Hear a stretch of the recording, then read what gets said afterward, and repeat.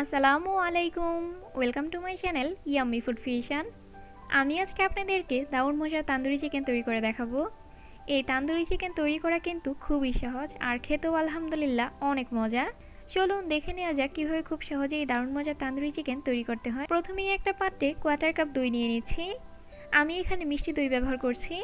আপনাদের কাছে টক দই থাকলে আপনি এখানে কোয়ার্টার কাপ টক দই ব্যবহার করতে পারেন। হাফ টেবিল চামচের চাইতে কিছুটা বেশি দিয়ে দিচ্ছি আদা রসুন বাটা। এখানে আদা এবং রসুন একসাথে বেটে নেওয়া। 1 চা চামচ দিয়ে দিচ্ছি লাল মরিচের গুঁড়া। আর সামান্য পরিমাণে একটু দিয়ে দিচ্ছি হলুদের গুঁড়া। 1 চা চামচ দিয়ে দিচ্ছি জিরার গুঁড়া। আর 1 চা চামচ দিয়ে দিচ্ছি গরম মশলার গুঁড়া। আমি এখানে রেডিমেড গরম মশলার গুঁড়া ব্যবহার করছি।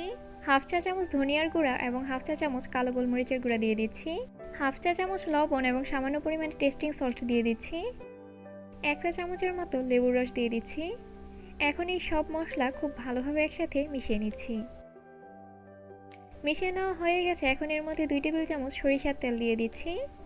সরিষার তেল দিয়ে আবারও সবকিছু খুব ভালোভাবে একসাথে মিশিয়ে নিচ্ছি।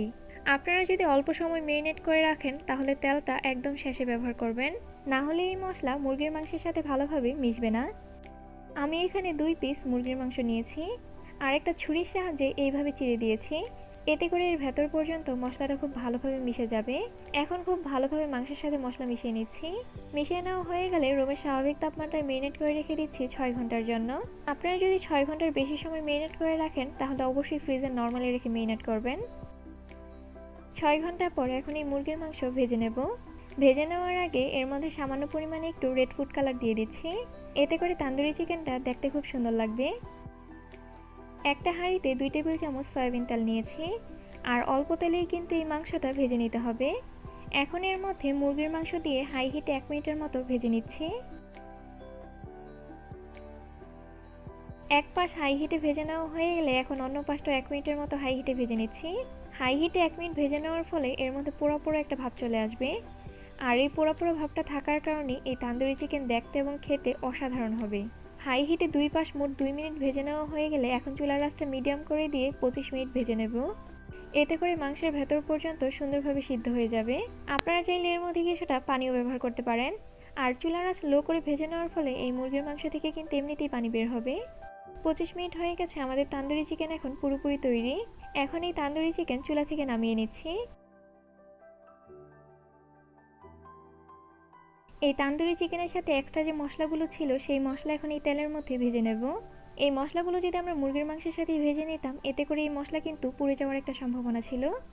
এজন্য এই মশলাগুলো পরে এইভাবে একটু ভেজে নেবেন। আর নান রুটির সাথে এই মশলা দিয়ে খেতে কিন্তু অনেক ভালো লাগে। মশলাটাও ভেজে নেওয়া হয়ে গেছে, চুলা থেকে নামিয়ে নিচ্ছি। আমি আপনাদেরকে একটু দেখিয়ে দিচ্ছি এই তান্দুরি চিকেন কতটা পারফেক্ট হয়েছে। আর এই তান্দুরি চিকেন খেতেও কিন্তু আলহামদুলিল্লাহ অনেক মজা। বাসায় অবশ্যই একবার এইভাবে তান্দুরি চিকেন তৈরি করবেন।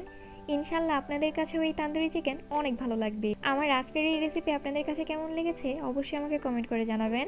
আর ভালো লেগে থাকলে প্লিজ আমার চ্যানেলটা সাবস্ক্রাইব করবেন। আর যারা সাবস্ক্রাইব করেছেন তাদেরকে অসংখ্য ধন্যবাদ। সবাই অনেক বেশি ভালো থাকবেন, সবাই সবার জন্য দোয়া করবেন। আল্লাহ হাফেজ।